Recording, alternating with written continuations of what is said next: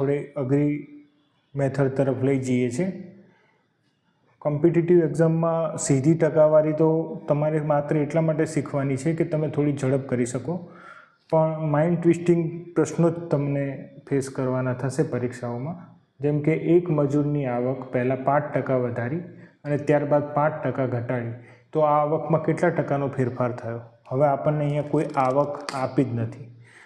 આવકમાં 5% વધારો કર્યો છે અને આવકમાં 5% ઘટાડો કર્યો છે એના પછી। હવે અમુક મિત્રો શું વિચારે કે આવકને 100 ગણી લઈએ, તો બહુ સાચી વાત છે। આપણે આવકને જ્યાં કંઈ પણ નથી આપ્યું તે 100 ઉપર જ ગણતરી કરવાની, કારણ કે ટકામાં આપણને 100 ઉપર ગણતરી કરશું તો જ સીધા ટકાવારી મળશે। બીજી કોઈ રકમ તમે ધારશો એક્સ કે વાય કે આ તે, એમાં તમને જે પણ એક્સની વેલ્યુ શોધવામાં પછી તમે પડી જશો। એના કરતાં 100 રૂપિયા આવક છે એ રીતે જ તમારે ચાલવાનું છે।